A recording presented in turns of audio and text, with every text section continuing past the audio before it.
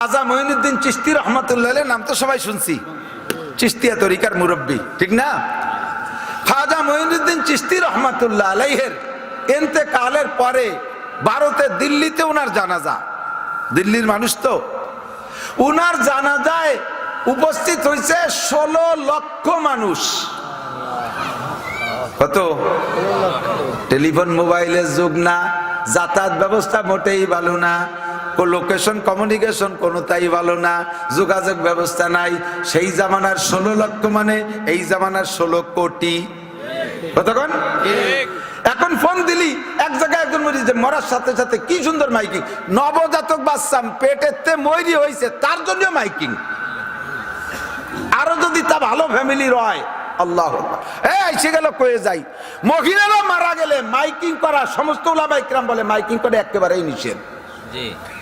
যে কেউ মারার সাথে সাথে মাইকিং করে দেশ গুলাই ফেলাই দেয়, অথচ দিন ভরে মাইকিং করার পরে মুসল্লি হয়েছে 50 জন।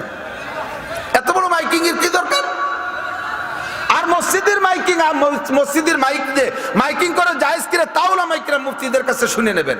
মসজিদের মাইক একমাত্র আজান ইকামতের, আজানের জন্য এগুলো অক্ষ করা। সেইটিতে গরু হারাই গেছে সেই এলান, মানুষ হারাই গেছে সেই এলান, চুরি হয়ে গেছে সেই এলান, আগুন ধরে গেছে সেই এলান, এরপরে জানাজার এলান। যদি সব কাজের জন্য অক্ষ থাকে তাহলে করলে করতে পারেন। বাকি মানুষ মারা গেলেই দেশ ভরিয়ে এলান করে বেড়া, বিশেষ করে মহিলারা মারা গেলে এলান বিলকুল নিষেধ। হযরত ফাতেমা রাদিয়াল্লাহু তাআলা আনহার মতো মহিলা দুনিয়ায় আসে নাই আর আসবে না। কথা বলেন ঠিক কি ঠিক না? হযরত ফাতেমার মতো কেউ আসবে না। ফাতেমার মা খাদিজা, সে মাও বড় দামি মা।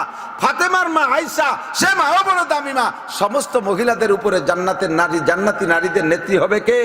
ফাতেমা রাদিয়াল্লাহু তাআলা। সেই ফাতেমা মারা যাওয়ার সময় উনি বলে, হযরত আলীকে বলছেন, আমার ইন্তেকালের পরে কোনো ঘোষণা হবে না, আপনারা ঘরে যারা আছেন আমি যখন মারা যাব গোসল করতে, কাফন পরাইতে যে টাইমটা, এর বেশি আমার দুনিয়ায় রাখবেন না। যে কজন উপস্থিত থাকবেন তারা আমার জানাজা পড়ে দাফন করবেন। মাত্র 4 থেকে 5 জন মানুষ হযরত ফাতেমা রাদিয়াল্লাহু তাআলার জানাজা পড়াইছে। আর আমাদের জানাজা বাবা বড় বাগা নেতা অলিবারা। আগে একদিন গত বছর দেখি এক নেতার জানাজায় সামনে দিয়ে এক কাতার খালি হিন্দু। সুবহানাল্লাহ, আছে না নাই?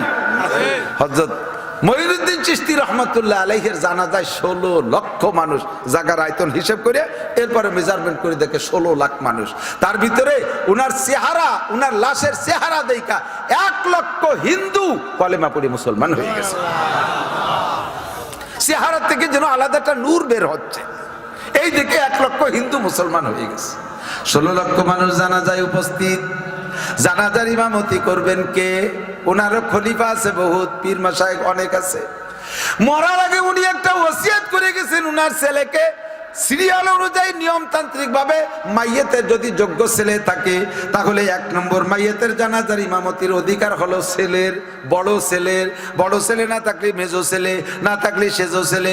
ছেলেদের ভিতরে এভাবে সিরিয়াল আসতে থাকবে। আল্লাহু আকবার। কিন্তু উনার ছেলেরে উনি ওসিয়াত করে গেছে, বাবা আমার জানাজার ইমামত তুমি না, জানাজার ইমামতির জন্য যোগ্যতা লাগবে 3টা। যদি 3 যোগ্যতা তোমার মধ্যে থাকে তাহলে তুমি পড়াইবা, না থাকলে যার মধ্যে থাকে তারে দিয়ে আমার জানাজার ইমামতি করাবা। যোগ্যতা 3টা কি? ওসিয়াত করে গেছে উনাকে। 16 লক্ষ মানুষ জানাজার কাতারে দাঁড়ানো, মাইয়ের সামনে মঈনুদ্দিন চিশতি রহমাতুল্লাহ আলাইহি। এবার ইমামতির মসনাদে কে দাঁড়াবে? উলামা ইকরাম বলতেছে ওনার ছেলেকে তুমি দাঁড়াও। কয় না আব্বা আমাকে একটা ওসিয়াত করে গেছে, ওই যোগ্যতা আমার মধ্যে না থাকার কারণে আমি পারতেছি না। কয় কি ওসিয়াত? কয় আমার জানাজার ইমামতি করবে, আব্বাজির জানাজার ইমামতির জন্য বলে গেছে যেই লোকটার মধ্যে 3টে গুণ থাকবে ওই লোকটা জানাজার ইমামতি করবে। যেই লোকটার মধ্যে 3টে গুণ, 1 নম্বর গুণ হলো সাবালেগ হওয়ার পরের থেকে আজকে পর্যন্ত একটা ওয়াক্তের নামাজও তাকবীরে উলা ছোটে নাই। তাকবীরে উলা কারে কয়? ইমাম সাহেব আল্লাহু আকবার বলে সানা বাঁধে কিরাত পড়ে রুকুতি যার আগে নামাজে অ্যাটেন্ড করার নাম হলো তাকবীরে উলা পাওয়া। 1 নম্বর যোগ্যতা ওই লোকটার ভিতরে থাকবে সাবালেগ হওয়ার পরে আজকে পর্যন্ত তার জিন্দেগিতে একটা ওয়াক্তের নামাজও তাকবীরে উলা ছোটে নাই। 2 নম্বর যোগ্যতা ওই লোকটা আসরের নামাজের আগে 4 রাকাত কবলাল আসর সুন্নতে গায়ের মুআক্কাদা যেদিন থেকে পড়া শুরু করছে সেই দিন থেকে আজকে পর্যন্ত কোনো দিন ছোটে নাই। 3 নম্বর যোগ্যতা, ইচ্ছাকৃত ভাবে কোনো কবিরে গুনাহ কোনোদিন করে নাই। কেসা যোগ্যতার যোগ্যতা, কেমন শর্তের শর্ত? প্রথমটা বললে বেশ কয়েকজন রেডি হয়েছে, তালি মনে হয় আমি পাবো। 2 নম্বরটা বলার পরে 90% জড়িয়ে গেছে, তালি আর হলো না। 3 নম্বরটা বলার পরে 100-তে 100 বাদ পড়ে গেছে। ইচ্ছায় অনিচ্ছায় কবিরা গুনাহ হয়েই যায়। আসরের আগের 4 রাকাত যতই নিয়মত পড়ি, কয়েকদিন পড়া যায়, মাঝে মাঝে ছুটে যায় কি যায় না। যেদিন ঢাকা যাইতে জন্য বেলা 3টের সময় গাড়িতে উঠছেন, রাস্তায় কোনো মতে আসর তাই ফরজটা পড়িয়ে পারি না। আর কোথায় থাকে কবলাল আসর 4 রাকাত? এই লোকটার কোনো দিন ছোটে নাই। একবার এলান দেশে কোনো ইমাম আসে না, 2বার এলান দেশে তাও কোনো ইমাম আসে না। এবার উলামায়ে কেরাম বলছে ভাইজান আর বলেন না, যদি 3বার বলার পরেও ইমাম বের না হয় তাহলে লোক ছত্রভঙ্গ হয়ে যাবে, ইমাম নাই, জানাজা হবে না, কাজেই দরকার নাই। আবার তাৎক্ষণিক মশওয়ারা হলো যদি এই যোগ্যতার মানুষ নাই থাকবে তাহলে হযরত এই শর্ত দিতেন না। অবশ্যই এই যোগ্যতার মানুষ আছে, আর যেই লোকটার মধ্যে এই যোগ্যতা আছে সেই লোকটা এই জানাজা ফেল করাও মানুষ না, অবশ্যই লোকটা আছে। বলে দেন 3 নম্বর বার আবার এলান করেন। ওনার ছেলে আবার বললেন আব্বাজির ওসিয়াত, এই 3টে যোগ্যতা যার মধ্যে আছে কষ্ট দিয়েন না। লক্ষ লক্ষ মানুষ রোদের মধ্যে দাঁড়িয়ে আছে, মাইয়েতের কষ্ট হচ্ছে, তাড়াতাড়ি দাফন করতে হবে। এই যোগ্যতার মানুষ যে আছেন তাড়াতাড়ি চলে আসেন। যতবার এলান করছে সব মানুষ খালি এদিক ওদিক তাকায়, কে আসে কোন দিক থেকে, এই যোগ্য মানুষটা খুঁজে কেউ রে পায় না। কিন্তু সামনে একেবারে সিনা বরাবর একটা লোক দাঁড়ায় আছে, ওই লোকটার কে দিক তাকায় না, ওই লোকটা শুধু নিচে হয়ে ফুফায় ফুফায় কাঁদতেছে। সবাই দিক ওদিক তাকায়, ইমাম কোন দিক থেকে আসে, ওই লোকটা কোন দিক তাকায় না, নিচে মুখী তাকাইয়া বুক ভাষায় ফেলতেছে কানতে কানতে। আল্লাহু আকবার। 3 নম্বর বার যখন বললেন, 3য়-বার ইমাম তাড়াতাড়ি আসেন, মাইয়েতের কষ্ট হচ্ছে, ওই লোকটা সামনের থেকে হাইটা যাইয়া হযরতের গলা জড়ায় ধরে কপালে চুমু খেয়ে বললেন, এই গুণ 3টে আপনার কথা অনুযায়ী আমি অর্জন করেছিলাম, আপনি আমারে 3টে গুণ অর্জন করতে বলেছিলেন। আব্বাজি আপনার সাথে আমাকে আমার নাবালেগ কাল থেকে সম্পর্ক করে দিয়েছে, আমি সাবালেগ হওয়ার পর থেকে আপনার সাথে সম্পর্ক রাখি। এই 3টে সবক আপনি আমারে দিয়েছিলেন, আমি 3 সবক নিয়ে বড় হয়েছি। আপনি বলেছেন কোনো আমল করে মানুষকে জানাবা না, তবলিগি যাই আইসে গল্প মারবা না যে সিল্লে দিয়ে আসলাম, সরমুনায় যাই আইসে গল্প মারবা না, চার দোকানে যে আমি জীবনে কোনোদিন সরমুনাই মিস করি না। হজের থেকে আইসা তুমি গল্প মারিয়ে বেড়াবা না, হজের থেকে আইসা পোস্টারের ভিতরে আলহাজ লেখানোর চেষ্টা করবা না, কোনো আমল করে মানুষকে জানানোর চেষ্টা করবা না। আপনি বলেছেন, সেই অনুযায়ী আমি চুপ করে রয়েছি, আমার এই আমল কেউ জানে না। আজকে আপনি মরার পরে লক্ষ লক্ষ মানুষের সামনে আমাকে অপমান করলেন কেন, আমাকে মানুষের সামনে জানাই দিলেন কেন? অভিযোগটা তার কানে দিয়া যাই নামাজে দাঁড়িয়ে গেলেন। 16 লক্ষ মানুষের জানাজার ইমামতি হযরত মঈনুদ্দিন চিশতি রাহমাতুল্লাহ আলাইহির জানাজার ইমামতি করলেন যেই ভদ্রলোক, উনি কোনো মাদ্রাসার মুহাদ্দিস না, উনি কোনো নামদারি পীর না, উনি তৎকালীন ভারত উপমহাদেশ, ভারত বাংলাদেশ পাকিস্তান, ভারত বাংলাদেশ পাকিস্তান, শ্রীলঙ্কা, মালদ্বীপ, নেপাল, ভুটান, বার্মা সহ একটা রাষ্ট্র ছিল। এই বিশাল রাষ্ট্রের প্রেসিডেন্ট সুলতান শামসুদ্দিন আল তামাশ রহমাতুল্লাহ আলাইহি। সুবহানাল্লাহ। ইজা কানা উমারাউকুম কিয়ারাকুম, যখন তোমাদের দেশের নেতারা হবে এইরকম ভালো মানুষ, নেতারা খালি নির্বাচনের সময় আমি বলবো, সরাসরি বলবো, এক শ্রেণী মানুষ আলেম উলামাদেরকে ধিক্কার দেয়, মৌলবীরা ধর্ম ব্যবসায়ী, কয় কি কয় না? আমাদের মৌলবীদের ব্যবসায়ী হলো ধর্ম, এটা আমাদের গালি দিলেও বহন করতে হবে, না দিলেও আমরা নিজেরা স্বীকার করব। তবে আমাদেরটা ধর্ম ব্যবসা না, আল্লাহ পাক রব্বুল আলামিন ধর্মের ধারক বাহক হিসেবে বানাইছে, তাই আমরা করি। কিন্তু যারা সারা বছর ধর্মের কাছে আসে না, নির্বাচনের সময় টুপি মাথায় দিয়ে স্টেজে আসে ওয়াজ করতে, ওরাই হলো 1 নম্বর ধর্ম ব্যবসায়ী।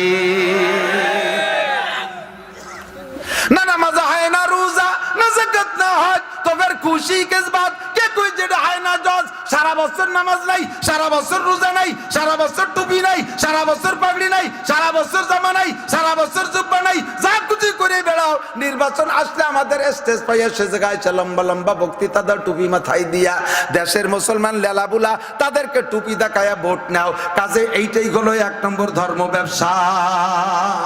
ইজা কানা উমারাকুম খিয়ারাকুম, নেতা যদি হয় ওইরকম 5 ওয়াক্ত নামাজি, নেতা যদি হয় নামাজি, নেতা যদি হয় তো কবলা আসর 4 রাকাত পড়নেওয়ালা, নেতা যদি কোনো কবিরা গুনাহ না করে, তাহলে সেই নেতার দেশে আল্লাহ কাল্লা ফাতাহনা আলাইহিম বারাকাতিম মিনাস সামাই ওয়াল আরদ, আসমান আর জমিন থেকে শান্তি আর রহমত আর বরকতের সব দরজা খুলে দেব।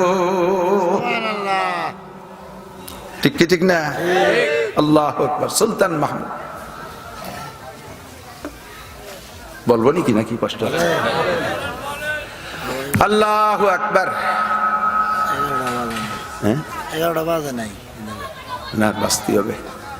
অস্ত্র রয়েছে, তা আগে কি যেন এসে গেলে তাই কেন করছি, অস্ত্র করবো পরে, ঠিক আছে না? আপনারা কি ওয়াজের জন্য বসে রয়েছেন না মেহমানদারির জন্য?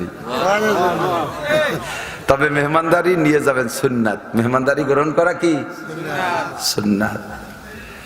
আল্লাহ এই দাওয়াত দিচ্ছে, আমি কর্তৃপক্ষের পক্ষ থেকে দাওয়াত দিচ্ছি। আমার দাওয়াত আল্লাহর রহমতে বেকায়দায় পড়বো না, বহুত রান্না করছে, না খেয়ে গেলে নষ্ট হয়ে যাবে। হুসাইন আহমদ মাদানী রহমতুল্লাহ ওয়াজ করতে, উনি যে জায়গায় যাইতেন ওনার সাথে যদি ওনারা যদি কোনো খাওয়ার দাওয়াত দিতে একা একা, হুজুর আপনার আমাকে বাড়ি একটু, বাংলাদেশে কয়েছে ডাইল ভাতের দাওয়াত, আর ও দেশে ভারতে একটু শাক রুটির দাওয়াত, থোড়া সা শাক রুটি কি দাওয়াত হয় হজরত, আমার বাড়ি একটু শাক রুটির দাওয়াত। তো হুজুর একা দাওয়াত দিচ্ছে, সাথে যদি 2-1 যাইতো, হুজুর জীবনেও তাদেরকে ঘরে ঢুকতে দিতেন না, বাইরে গাছতলা থাকো আমি খাই আসি। গাড়িতে যদি বলতেন যে হুজুর সাথে আসছে নিয়ে আসেন, না না, 2 সমস্যা, এক আলো ওকে অভ্যাস হয়ে যাবে, ফাঁসে ফাঁসে ঘুরিয়ে বেড়াবে খাওয়ার জন্যে, বদ অভ্যাস। 2 নম্বরে বাড়ি যা রান্না করছে আমি সহ তোমার ফ্যামিলির সদস্যরা সব সচরাচর এরকম খানা হয় না, আমাকে বললো একটু ভালো রান্না করছে। তা আমার সাথে যে কয়জন আছে 4-5 জন, ওকে যদি বসায় দেয় তো আড়ি ধরে টান দেবে, বাড়ির মহিলাকে কপালে কিছু হবে না। এই জন্য কয়জন বাইরে থাক, আমার একারে দাও খাইয়েছি। এইটা পুরো ভারতবর্ষে প্রসিদ্ধ ছিল মাদানী রহমাতুল্লাহ। আর আমাদের দেশে পীর সাহেবের দাওয়াত দেশে 2 হাইয়েস্ট বইয়ে দূর দূর করে সিট সব দখল করছে, লাস্টে সে পীর সাহেব সিট পায় না। এই গজব আছে না নাই? আছে না নাই? আমি বিলকুল সিঙ্গেল ঘুরি, কখনো খুব রিয়ার যদি সাথে যায়, একটা ছেলে আমার সাথে যায়,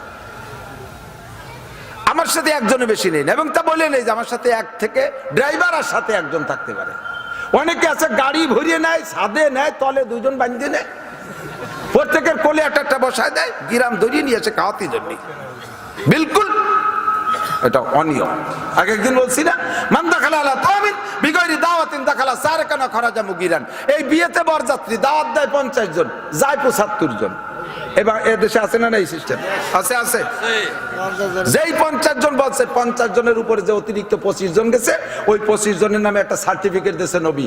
কি সার্টিফিকেট? Double certificate. ও কটা ঢোকছে চোর, বের হয়ে গেছে ডাকাতি করিয়া। ঢোকছে চোর, চোর রেখে দাওয়াত দেয় নাকি? এ চোর রেখে বাড়ি দাওয়াত দেয়? চোর নিজের কায়দায় ঢোকে না, আর যাওয়ার সময় লুটিয়ে ফুটিয়ে নিয়ে যায়, ডাকাতি করে নিয়ে যায়। এ কটারে দাওয়াত দিনে ঢোকছে চোর। আর এই বিনা দাওয়াতে কটা খায় বেশি, বিনা দাওয়াতে গুলো এর আশের মতো গলা সমান গেলে দেখ সারতি সারতি বার হয়ে যায়। দাখালা সারে কানবা খরাজা মুগিরা, এ কটা চোর হয়ে ঢুকলো, ডাকাত হইয়া। কখনো অতিরিক্ত বিয়ের বরযাত্রীতে নেবেন না। 50 করে আপনার 150 যাতে 150 কন্ট্যাক্ট করেন, আর সে বাড়ি কন্ট্যাক্ট করবেনই বা কেন? সে বাড়িকে আপনার খাওয়া পাওনা আছে নাকি? মেয়ে বিয়ে উপলক্ষে, মেয়ের বিয়ের উপলক্ষে, বিয়ে উপলক্ষে মেয়ের বাড়ি কোনো খানা হবে না। শুনে দেখেন ওলামায়ে কেরামের কাছে, বিয়ে উপলক্ষে মেয়ের বাড়ি কোনো খানা হবে না, বরযাত্রী হবেই না। খানা হবে ছেলের বাড়ি, আউলি মোলাউলি সাত। নবী বলেন, বিয়ে করে আনছিস, বাড়ি একটা ছাগল জবাই দিলে খাওয়া দিয়ে দেশের মানুষকে, তা খাওয়াতি যে তার নাম তুইছে আবার বউবার, বউ ভাতা বনাম হাল খাতা। কালেকশন, এমন কালেকশন, সে কালেকশনের বয়তে খাতি ইজার কায়দা নাই। কতক্ষণ না কেন মোটা কালেকশনটা মাইক ধরিয়ে গোপনে গোপনে লিতে হয়।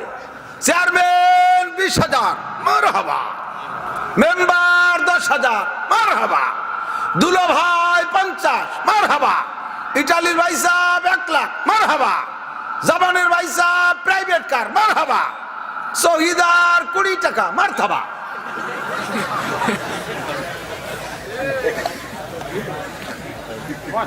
শহীদার কয় কি তোর বাড়ির দ্বারা জীবনও আসবো না, চারটে খাওয়াই এই অপমান করলি, 20 টাকা না করলি কি ছিল কতক্ষণ? বস্তা বস্তা কালেকশন। হাদিসে আসছে পরিষ্কার, 2টা দাওয়াত, আকিকা আর অলিমা, বউ ভাত, 2 দাওয়াতে কালেকশন করা, সিস্টেম করে কালেকশন করা টাকা শুয়োরের পায়খানা খাওয়ার চাইতে হারাম, শুকরের পায়খানা খাওয়ার চাইতে হারাম। খয়রাত করবা, জায়গা পাও না, যাও টেকেরাট বাজারের মধ্যে থাল পাইতে বসে দাও, চারটে খাওয়াইয়ে মানুষে গেটে মোহরিয়ারটা দিয়ে বসাই দেয়। কালেকশন করো, কালেকশন করো। মুসলমানি দেশে জায়গা কালেকশন হারাম, বিলকুল হারাম। ব্যবসার জায়গা পাই নেই, ছেলে একটা মুসলমানি দিয়ে 1 লাখ টাকা ব্যারাকের থেকে লোন উঠে গিয়ে খাওয়াইছে, 3 লাখ টাকা কালেকশন হয়েছে। খুশিতি উষ্ণাই আল্লাহ কি এরবো, ছেলে মোটে একটা কি এরবো, নিজে আর একবার নেবো নি মুসলমানি, ভালোই তো ব্যবসা না, এবার গুড়া বাজে কেটে গেল। শয়তানি যত, এগুলো হারাম, এই কুপ্রথা বাদ দিতে হবে। খাওয়াবেন ফিসাবিলিল্লাহ, বিয়েতে বরযাত্রী যাবে, বরযাত্রী জায়েজ নাই। হ্যাঁ, মেয়ের বাপ যদি স্বেচ্ছায় বলে বিয়েই, মৌলানা নাসির সাহেব বলছে কোরআন হাদিসে যা আছে তার খেলাপ করব না, তবে আমার মেয়েটা একেবারে এভাবে একা একা এসে নিয়ে গেলে আমার মন ছাড়বে না, আপনি দেখে গণ্যমান্য 20-50 জন লোক নিয়ে এসেন, 50 জন নিয়ে আসেন, 20 জন নিয়ে আসেন, সে যে কয়জন বলবে সেই কয়জন।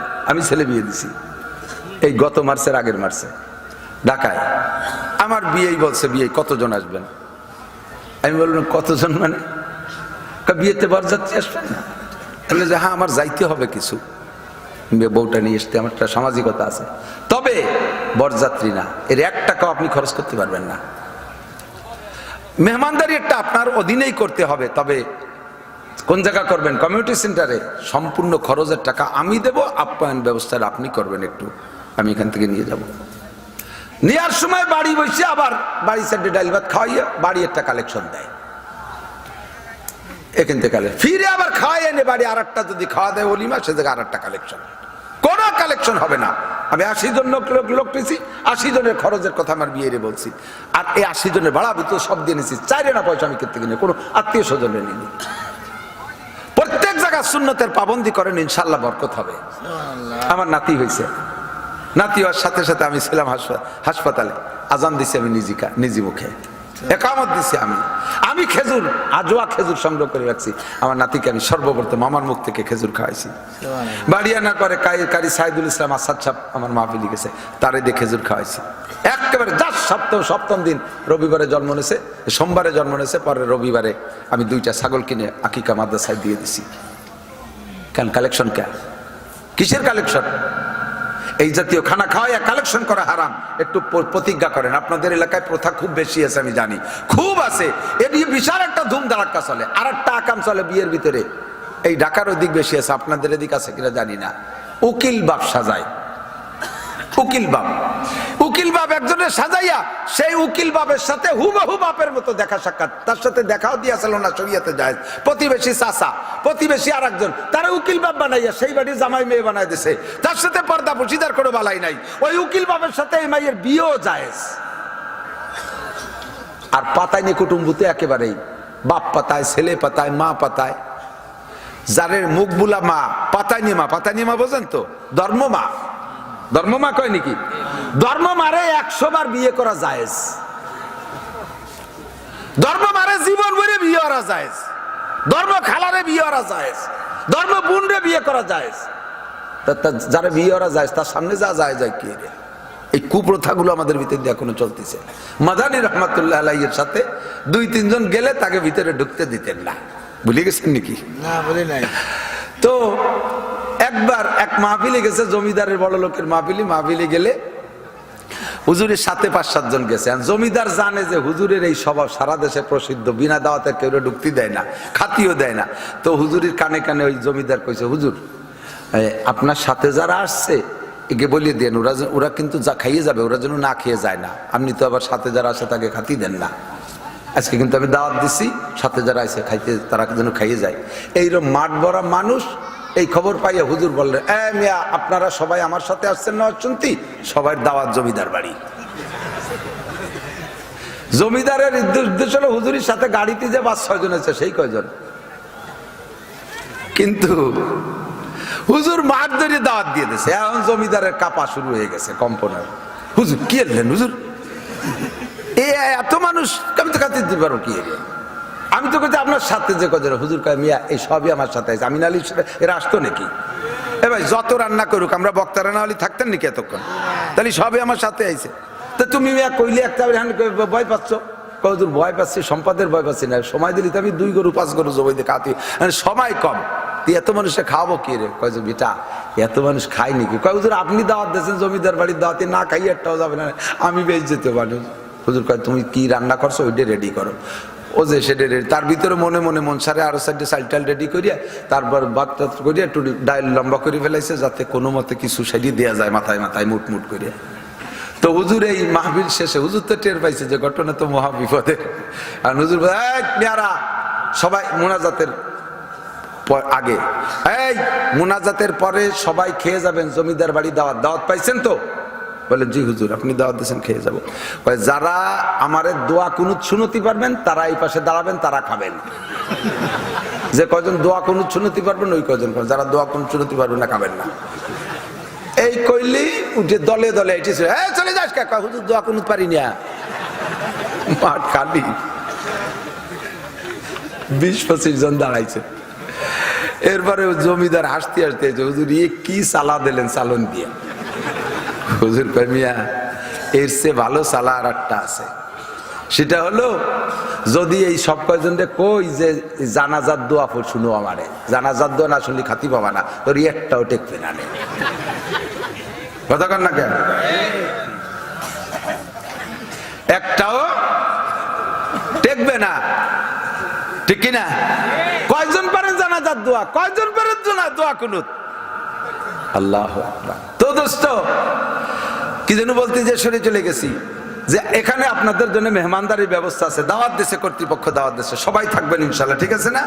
হাদিয়া গ্রহণ করা সুন্নাত, দাওয়াত খাওয়া সুন্নাত, সেই দাওয়াত দিলাম, তবে শেষ পর্যন্ত কথা শুনতে হবে। আল্লাহ তাআলা আমাদের জন্য যোগ্য নেতার ব্যবস্থা করে দিক, বলেন আমিন। এই 2-3 দিন আগে মাঝে মাঝে পেছিয়ে যায়, সব 2 দলের প্রার্থী একসাথে আসে আমার কাছে, 3-4 দলের প্রার্থী স্টেজে এই পালাক্রমে মাইক নিয়ে দোয়া নিয়ে যায়। শেষে আমার কয় যে হুজুর দোয়া করেন। দোয়া নিয়ে আবার নিজেকে বক্তব্য দিয়ে চলে যায়নি। সিলেট গেছি উপজেলা নির্বাচনের সময়, চেয়ারম্যান 4 দলের, আওয়ামী লীগের 1 প্রার্থী, বিএনপি, জাতীয় পার্টি, জামাত ইসলাম, 4 নেতা চেয়ারম্যান প্রার্থী, মাইকে ওয়াজ করে টরিয়ে দোয়া চাইয়ে বসে রয়েছে। আমার কয় হুজুর একটু দোয়া করেন। আমি এই 4 জন বসে, 3 জন চলে যায়, 1 জন থাকে, তার জন্য একটু অ্যাঙ্গেলে দোয়া করা যায়। 4 জন বসে রয়েছে, আমি কি কব কন দিদি? আমি বললাম যে আল্লাহ এই 4 জন আছে, 4 জন এবার হয়ে যায়, 4 জন পালসির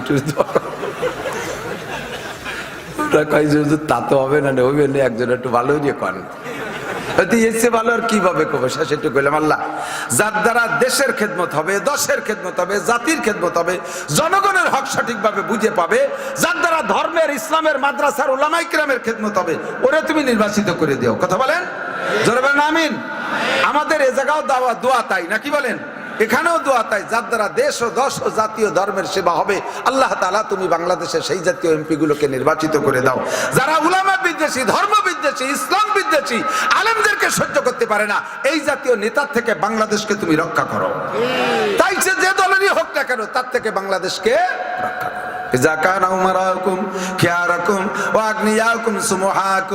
যখন তোমাদের নেতারা হবে ভালো মানুষ, 3-4 নেতার নাম কইছি, রাতভর কইতে পারবো, হাজার হাজার গল্প জানা আছে এইরকম বাগা বাগা নেতা। যখন নেতারা হবে এরকম ভালো মানুষ, সুলতান শামসুদ্দিন আলতামাস রহমাতুল্লাহ আলাইহি চিন্তা করতে পারেন, এত বড় দেশের রাজা হইয়া তার এক ওয়াক্ত নামাজ কাজা হয় না। আমাদের দেশের মেম্বারে যদি আল্লাহ ডাকে, মেম্বার নান্টু মেম্বার আছে নাকি তাহলে জানি রে, তুও করলাম তো হাই বসতে পারে আর এক বেকায়দা, নান্টু মেম্বারের দিকে আসো, কি ব্যাপার তুমি নামাজ পড়ো নাই কে? আল্লাহ এই বিজিএফ কার্ডের মাল দিতি কর্নে যে কোন তো চলে গেছে আমি টেরই পাইনি। আল্লাহ কয় তোমার রাষ্ট্র কত বড় ছিল? কয় 300 ভোটার। রাষ্ট্রে 300 ভোট নিয়ে উনি মেম্বার হয়েছে, তাকে বিজিএফ কার্ড দিতি নামাজ রক্ত কর্নে চলে গেছে টের পাইনি। সাথে সাথে সুলতান শামসুদ্দিন আলতামাশকে হাজির করা হবে। এত বড় দেশের রাজা হইয়া তার নামাজ ছোটে না, তুই মাত্র একটু মেম্বার হয়ে নামাজ ছুটলো কেন? চেয়ারম্যান নামাজ দাও, এমপি নামাজ দাও, কি জন্য পড়তে পারো নাই? দেশ চালাতি যে দেশের কি চালাইছিস তুই তো যে ঢাকা টঙ্গের পর বসে রয়েছিস। দেশ তো যার চালান সেই চালাইছে। রাস্তা যা বানাই দেশ আমরা ভ্যানেলা ফাতিলাবাতি দাবাতি দাবাতি জাতি তালে তাই রাস্তার নামও রাখছি ডেলিভারি রোড। ডেলিভারি রুগী মহিলা বাচ্চা ডেলিভারি হচ্ছে না, নিয়ে যাবো রাজয়। রাস্তায় যে গাড়িতে উঠেছি ভ্যান, রাস্তার যে জাকিতি রাস্তায় তার ডেলিভারি হয়ে গেছে। এই রাস্তার নামই তুই ডেলিভারি রোড। তুমি কি অর্থযোগ্য নেতা? আমাকে এদিকের রাস্তা ভালো আছে, জান নাই তো রাস্তা। বাংলাদেশের রাস্তা তো ঘোরেন নাই, আমি তো সারা দেশে ঘুরি। আই সেদিন গেছি এই পাশে এক থানায় গেছি, যাইতে আসতে আমার জীবনটা শেষ। 2টে মাহফিল সামনে করে গেছে, 2টে মাহফিলই নাই। পুলিশি ভেঙ্গি চুরি উড়াইতেছে। আমি বললাম যে তোমরা বাংশো আমার টাকা কটা দাও। আমার তো আশা হয়ে গেছে, এর কি রাস্তা। আল্লাহ হেফাজত করুক, বলেন আমিন। আল্লাহু আকবার। আল্লাহ পাক রব্বুল আলামিন আমাদেরকে বানাইছেন কোন উদ্দেশ্য আছে কিনা? কথা বলেন, আছে না? আছে না? এই যে আমাদের নেতারা বস্তা বস্তা টাকা খরচ করতেছে, কি দরকার এত টাকা দিয়ে? এত টাকা খরচ করেন কেন? কোটি কোটি টাকা। আর এবার শেখ হাসিনারে আমি যে কি দিয়ে পুরস্কার দেবো তা বুঝে উঠতে পারতেছি না। এমন কায়দার নির্বাচন দিয়েছে, একজনের নৌকো দিয়েছে আর একজনের তুই ফাললি হইয়ে আয়। একই দলের মধ্যে 2 প্রার্থী, যারা এতদিন নৌকো পাইয়া নৌকো খান জমা দিয়ে তুই ঢাকা যে ঘুমাই রয়েছে, অন্য সে এমপি বাড়ি চলে গেছে। আর এইবার সে নৌকো রেখে নেক্সটে নৌকোর লোকই দাঁড়ায় গেছে। এইবার আর অত সহজে না, ঘুম নাই, তাহাজ্জুদ পড়িয়ে নামা লাগতেছে। সারা রাতভর রাস্তায় যাই হেঁটে তাহাজ্জুদ পড়তেছে। আমি তো ঘুরিয়ে দেখতেছি। এত খরচ, এত কষ্ট, এত টাকা কেন খরচ করেন? পিছনে উদ্দেশ্য আছে না নাই? কথা বলেন, আছে না নাই? তুমি সামান্য 2 কোটি 5 কোটি টাকা খরচ করে যদি এত আশা রাখতে পারো, ও বান্দা তোমারে বানাইতে আমার কোটি কোটি টাকা লাগছে। তোমার 2টে চোখের দাম 20 লক্ষ টাকা, তোমার 2টে কিডনির দাম 24 লক্ষ টাকা, তোমার 2টে বাল্বের দাম 18 লক্ষ টাকা, তোমার ফুসফুস লাঞ্চ, তোমার হার্ট বাল্ব, তোমার পাকস্থলী, তোমার অঙ্গ প্রত্যঙ্গ কত টাকা দামের, এর দাম তুমি দিয়ে সারতে পারবা না। একজন মানুষের মাথার ভিতরে যে ঘিলু আছে মগজ, এইটার দাম আরো 20 বছর আগে মেডিকেল সায়েন্সরা ধার্য করেছে। একজন মানুষের আজ থেকে 20 বছর আগের দাম বলছি, এখন তার সে কত দাম হতে পারে জানি না। সেই সময় আমি পত্রিকায় দেখেছি একজন সুস্থ মস্তিষ্কের মানুষের মাথার মধ্যে যে ঘিলু আছে, এই ঘিলুটুকের দাম 40 লক্ষ কোটি টাকা। 40,000 কোটি টাকা। 40,000 কোটি টাকা একজন মানুষের মাথার ঘিলুর দাম, মগজের দাম। কত টাকা দিয়ে আল্লাহ আমারে বানাইছে, আমারে লালন পালন করতে কত দামি একটা সূর্য বানাইলো, চন্দ্র বানাইলো, গ্রহ বানাইলো, নক্ষত্র বানাইলো। আমার জন্য ধান, আমার জন্য পান, আমার জন্য আম, আমার জন্য কাঁঠাল, আমার জন্য মাছ, আমার জন্য গোশ, আমার জন্য মাটি, আমার জন্য পানি, আমার জন্য অক্সিজেন, আমার জন্য লাইট, আমার জন্য ঘর বাড়ি। অসংখ্য নিয়ামত আমার আল্লাহ পাক আমাকে পালে। আমার পিছনে এত বিনিয়োগ করে আল্লাহ পাকের উদ্দেশ্য আছে না নাই? জানতে চাইলাম, আল্লাহ বলো তোমার উদ্দেশ্য কি? আল্লাহ কয় তুই রাজা হবি, বাদশা হবি, চেয়ারম্যান হবি, মেম্বার হবি, শিল্পপতি হবি, কোটিপতি হবি, রাষ্ট্রপতি হবি, ভগ্নিপতি হবি, দুলোভাই হবি, এগুলো আমার কোনো আশা না। আমার আশা তোর পিছনে একমাত্র মা খলাকতুল জিন্না ওয়াল ইনসা ইল্লা লিয়াবুদুন, একমাত্র আমার ইবাদতের জন্য তোরে বানাইছি। ইবাদত ছাড়া কিছু করতে পারবি না, ইবাদত ছাড়া কিছু করতে পারবি না। তোর আর কিছু আমি দেখতে চাই না। 24 ঘন্টা ইবাদত চাই, 24 ঘন্টা ইবাদত চাই। আল্লাহ ইবাদত করব কতদিন? আল্লাহ কয় মা উমিরু ইল্লা লিয়াবুদুল্লাহ। আল্লাহ পাক বলেন ওয়াবুদ রাব্বাকা হাত্তা ইয়াতিয়াকাল ইয়াকিন, তোমার এই ইবাদত হবে মরণ পর্যন্ত। জোরে বলেন, নামাজ কতদিন? বলি কথা কয় না, নামাজ কতদিন? রোজা কতদিন? মৃত্যু পর্যন্ত, মরণ পর্যন্ত। বাংলায় কর, অত টেডি বাংলায় করার দরকার নাই। ঘরে আগুন লেগে গেছে, সে জায়গা যদি অত টেডি ওই জনগণ, ঘরে আগুন লেগে গেছে, তোমরা দাঁড়াও, আমি গোপালগঞ্জ থেকে মাইক কিনে নিয়ে আসি, এরপরে ঘোষণা হবে, এরপরে মাইক কিনে নিয়ে ও হ্যাঁ জনগণ, আমাদের বাড়ি অগ্নি সংযুক্ত হয়েছে রান্নাঘর থেকে। এ কতি কতি ঘর কয়বার পুড়া হয়ে যায়? আগুন লেগে গেছে, আরে আগুন কথা বলেন না কে? ওরে আগুন এই করে চিল্লাই পড়তে দেশ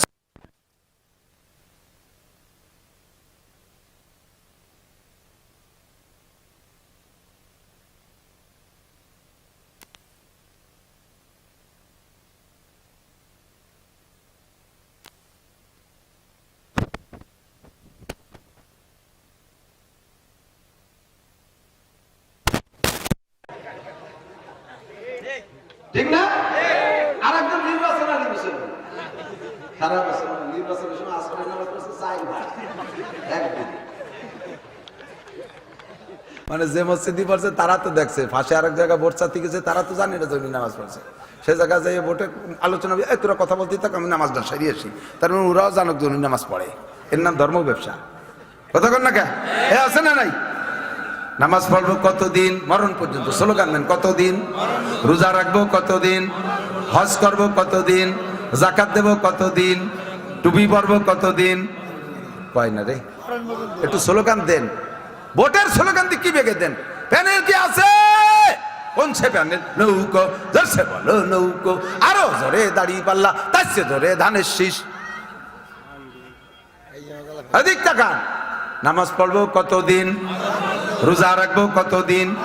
দাড়ি টুপি কতদিন? ফরজ ওয়াজিব কতদিন? সব ইবাদত কতদিন? আল্লাহ কয় বাবুদ রব্বাকা হাত্তা ইয়াতিয়াকাল ইয়াকিন। কেন কয় মরার পরে ফলবো না কে?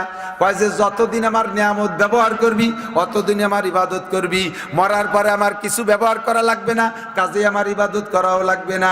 মরার পরে অক্সিজেন ব্যবহার করবে না, মরার পরে খাবার দাবার নাই। আল্লাহ নবী বলেন ইজা মাতাল ইনসানু ইনকাতা আনহু আমালুহু, মানুষ যখন মারা যায় তার সব আমলের দরজা বন্ধ হয়ে যায়। কবরে যে নামাজ নাই, এই কবরে যে নামাজ নাই, কবরে যে রোজা নাই, কবরে যে জিকির নাই, কবরে যে ফিকির নাই, কবরে যে তেলাওয়াত নাই, কবরে যে জারি যাত্রা করসা গাজীর গান গুণযাত্রা নাই, কবরে যে খাজা বাবা নাই, কবর যে বান্ডারির গান বাজনা নাই, ও জায়গা ভালো নাই মন্দ নাই, কবরে গাঁজা বা ফেন্সিডিল হিরোইন নাই, বিড়ি সিগারেট হুক্কা নাই। আছে আছে। আমাকে ওই বাসায় হিন্দু মারা গেছে, তারে সে নাকি ওসিয়ত করে গেছে যে আমাদের মেয়ে আগে মতো মাটি দিয়ে তুইও, তো মাটি সেভাবে দেশে ওরে কবরে কয়টা পয়সা দিয়ে দেশে পারের করি, কি আবার অতি লাগতে পারে। ওরে 2 প্যাকেট বিড়ি আর একটা মেজ দিয়ে দেশে খাইস আস্তে আস্তে। এ দেশে দেশে দেশে 2 বান্ডিল তাস দিয়ে দেশে, এতদিন কিন্তু বসে কি তাস টাস খেলবে।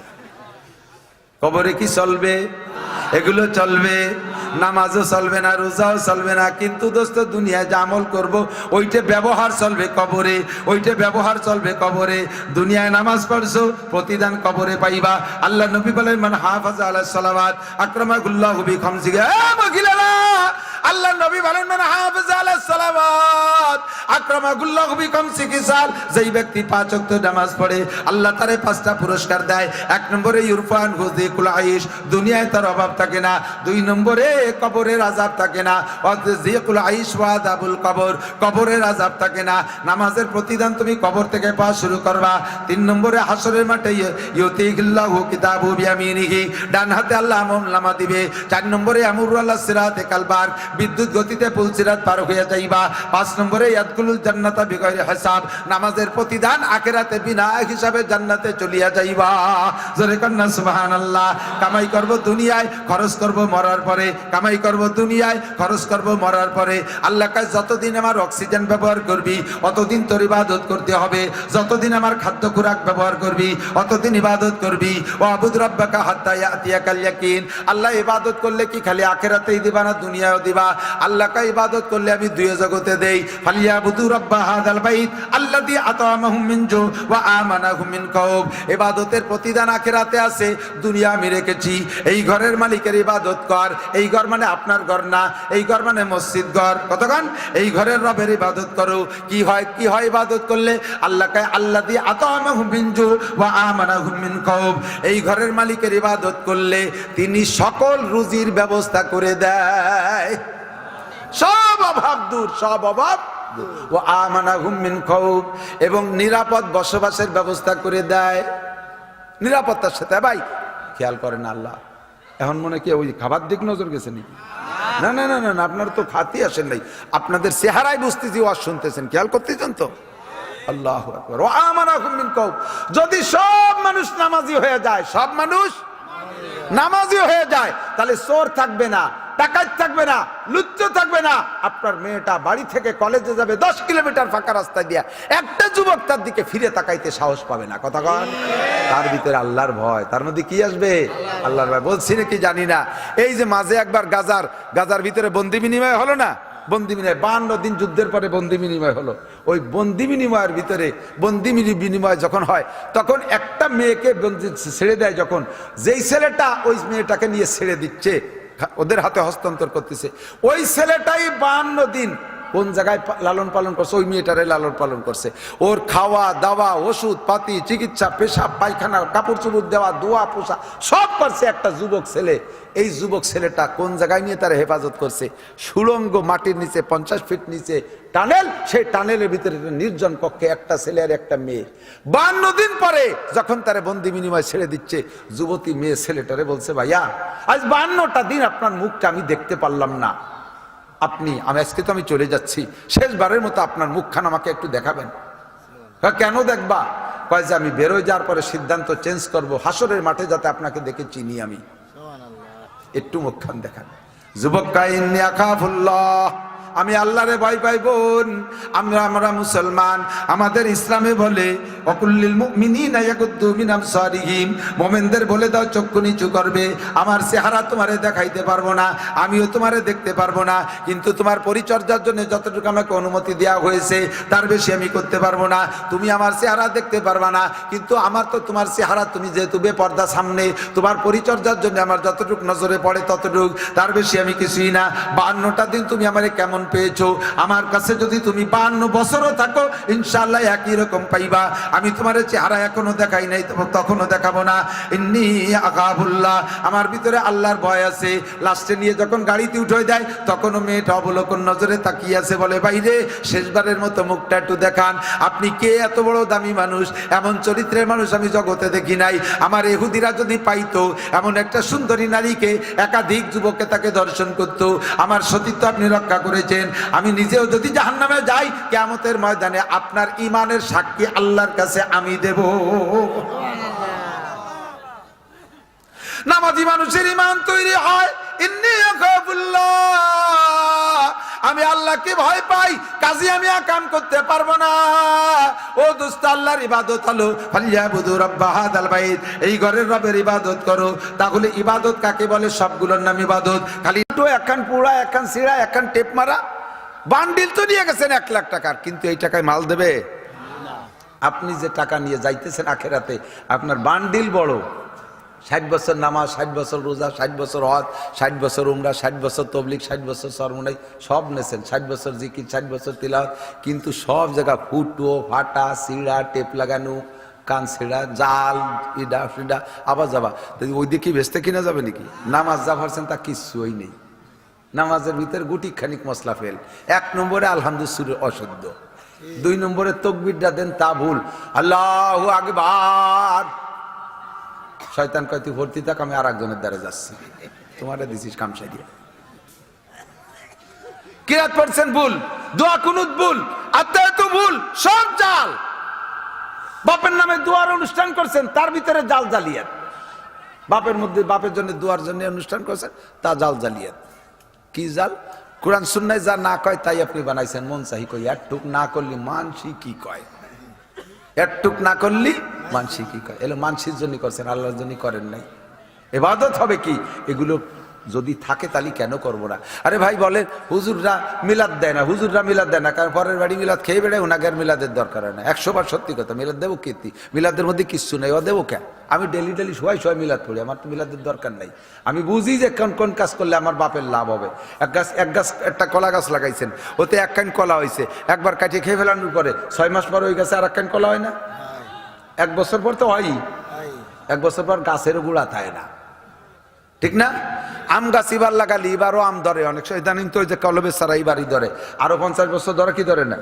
আমি বুঝি যে কোনটা কলা গাছ আর কোনটা আম গাছ। আমি অত কলা গাছ লাগাতে যাব না, বাপের জন্য আম গাছ লাগাবো, বাপের জন্য কাঁঠাল গাছ লাগাবো, বাপের জন্য নারকেল গাছ লাগাবো, স্থায়ী গাছ লাগাবো, 50 বছর ফল ধরবে, 50 বছর ফল ধরবে। মাদ্রাসা করে দেবো, মসজিদ করে দেবো, মাদ্রাসার কাজ করে দেবো, কিতাব কিনে দেবো, ভালো ভালো মাদ্রাসার ছাত্ররা পড়তেছে তাদেরকে টাকা দিয়ে আলেম বানাই দেবো, আম গাছ লাগাই দেবো, ওই থেকে খালি ফল ধরতে থাকবে, ফল ধরতে থাকবে। জিলাপি ভাই যে খাওয়াই দেবো, যার সময় কব যে তোর জিলাপি কয়েন দেই, দেখে কয় আরে আল্লাহ দিয়ে 5 শিলটুরে জিলাপি পাচ্ছে, আমাকে এগুলো 2 পেঁয়াজ, তোকে এগুলো 2.5 পেঁয়াজ। ও বাপের জন্য যা পড়ছিলাম সব ফেরত যা। গরু খাওয়াই দিয়েছেন, আমাকে গোস্ত দেনে আর দেশে, ওর বাপের জন্য যা পড়ছিলাম সব ফেরত দেবো না কিছু। খাইয়ে দিয়ে মানুষ যে শকর করে খুবই সংখ্যা কম। 1000 মানুষ খাইলে, 1000 মানুষে খাইলে 200-300 মানুষের শকর আদায় করে, আর বাকি 700 গালিতে গেলিতে যায়। এ জাতির আমার খাওয়াই লাভ নাই, এ জাতির আমার খাওয়াই লাভ নাই। আমি 1 লক্ষ টাকা দিয়ে মসজিদের বাকি কাজ করে দেবো, অজুখানা বানাই দেবো, বাথরুম করে দেবো মসজিদের। যে বাথরুম করলে নাকি হয় নাকি? হ্যাঁ, অনেক সময় মসজিদের চাইতে বাথরুমই নাকি বেশি হতে পারে। এদিক তাকান, মসজিদে নামাজ পড়তে ঢুকছেন আর বাথরুমই চাপ দিচ্ছে, এখন আর সারিয়ে পারতেছেন না, যাবেন কোথায়? মসজিদে মারি দিলে হবে? পায়খানায় যেতে হবে না? আর পায়খানা না করে নামাজ পড়লে নামাজও হবে না, তো সিজদায় গেলি বার হয়ে যেতে পারে। বহুত বড় বেকায়দা। এই সময় একটা পায়খানার একান্ত দরকার।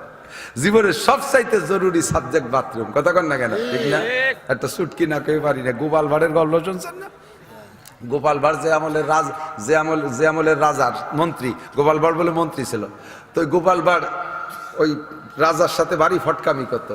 তা রাজা একদিন, রাজার ছেলে হইছে, ছেলে হওয়ার পরে মন্ত্রী পরিষদে বলতেছে, এই মন্ত্রী এমপিরা বলো তো, আমার তো আল্লাহ একটা ভগবান একটা রাজপুত্র দিয়েছে, তোমরা কার অনুভূতি কেমন, কার কেমন লাগতেছে? একজন কয়, স্যার আমার নিজের ছেলে হওয়ার চাইতে ভালো লাগতেছে।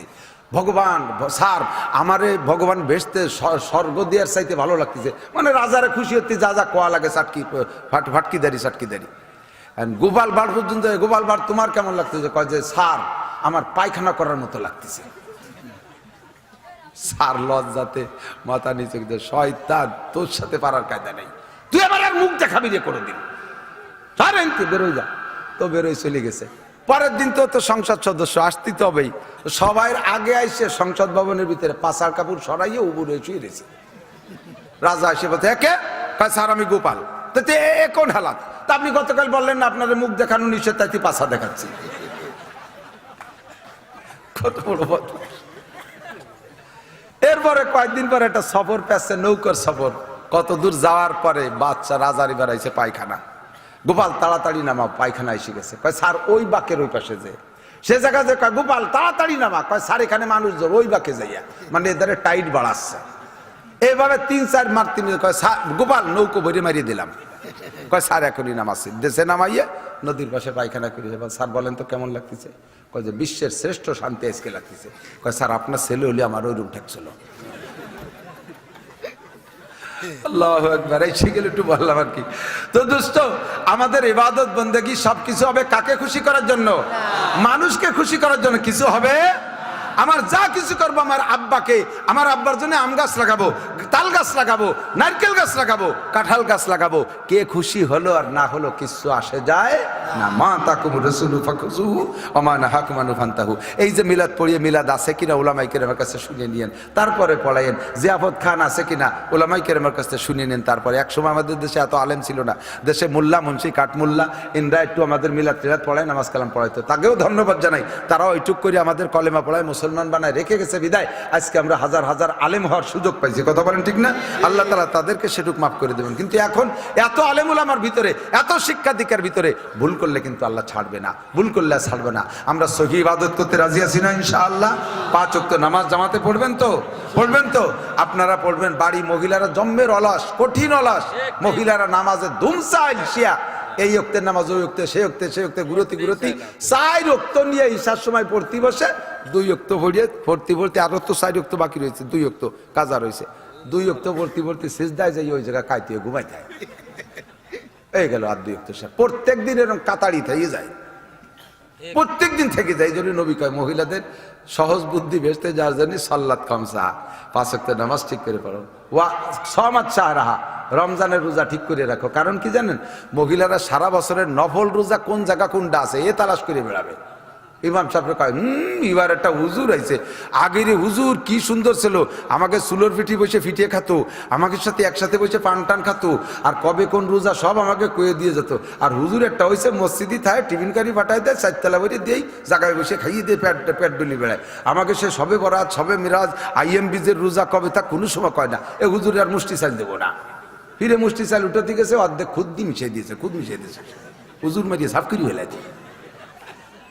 রমজান মাসে আইছে, রমজান মাস রোজা থাই না, কয় পেট ব্যথা, শরীর খারাপ, সাবান নাই, ছুটানি নেই। 3 দিন 4 দিন নাফাক হয়েছে, এরপরে সাবান ছুটা নাই বলে রোজা থাই না। সাবান দিয়ে সেহরি খাবে, রোজা দিয়ে ইফতার করবে, তার নাই বলে রোজা থাই না। এই শয়তানি করে মহিলারা। এই জন্য নবী কয়, এই বেটি সারা বছরের নবল রোজা একটা রাতের দরকার নেই, রমজানের কটা ঠিক মতো রাখবি। 3 নম্বর আহসানাত ফারজাহা, নিজের সতীত্ব রক্ষা করবি, নিজের সতীত্ব রক্ষা করবি।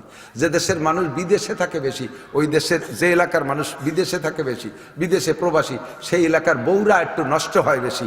ওই এলাকায় বাড়ি ঝামেলা, আপনাদের এদিক মানে ঝামেলা নাই, আল্লাহ জানে, আল্লাহ হেফাজত করুক। বাকি এদিক বাড়ি যারা গার্জিয়ান থাকেন খুব গার্ড দেবেন। এক শ্রেণীর যুবকরা ওই বাড়ির মেয়ে ছেলেদের যে কিভাবে পাহারাদারি করে, তুইও বাড়ি যাস, কাকা ভাইয়ের 4 বছর বাড়ি নাই, ওনার সাবান সুটা সব আমার কিনে দেওয়া লাগে। উনি ওই বাড়ির সাহর হয়েছে গোলাম শাহ, তোর অত বড় খাদে মতি জাতি কই নিয়ে বাড়ি কথা না কে আন্তর্জাতিক খ্যাতি সম্পন্ন নিঃস্ব, তুমি ওই বাড়ি খেদমতে খল ক্ষতি গেছো, জাতির সেবক ক্ষতি গেছো। মুরব্বীরা এগুলো পাহারা দেবেন, ঠিক আছে তো? ও আহসানাত ফারজাহা 3 নম্বরে। 4 নম্বরে ও আতাত বালাহা, মহিলা তোমার স্বামীকে খুশি রাখবা বৈধ পদ্ধতিতে। স্বামীর যত বৈধ হুকুম আছে এগুলো বিদ্যুৎ গতিতে পালন করবা, সে জায়গা মোড়ামুড়ি করবা না। ছোট্ট ছোট্ট খেদমত করলে বস্তা ভরে নাকি পাবা, স্বামীর বৈধ খেদমত। স্বামী যদি কয় চলো আমার সাথে কক্সবাজার কুয়াকাটা, বোরকা ভর্তি পারবা না, এ কথা মানা যাবে না। স্বামী যদি কয় যে যাও বেড়াকে সারের ফিটি পিছনে দাঁড়ায় দাঁড়ায় একটু বাতাস দাও, এ কথা মানা যাবে না। স্বামী যদি কয় আমার 10 জন বন্ধু আছে টেবিলে, তুমি গায়ে মাথার কাপড় ফেলাই দিয়ে খানা পরিবেশন করো, এ কথা মানা যাবে না। স্বামী যদি বলে কাপড় গায়ে বোরকা না দিয়ে আমার সাথে মোটর সাইকেলে ফিল্ডিং মারো, এ কথা মানা যাবে না। স্বামী যদি বলে আমার ছোট ভাইয়ের বয়স মাত্র 22 বছর, ওর সাথে বাপের বাড়ি যাও, এ কথা মানা যাবে না। যে সমস্ত অবৈধ কথা এ মানা যাবে না। স্বামীর সমস্ত বৈধ হুকুমগুলো বিদ্যুৎ গতিতে পালন করে। নবী পাক বলেন তার জন্য জান্নাতের 8টা দরজা খোলা, জান্নাতের 8টা দরজা খোলা। আল্লাহ তাআলা আমাদের সকলকে কথাগুলো বুঝে এ অনুযায়ী আমল করার তৌফিক দান করে। সবাই বলি আমিন।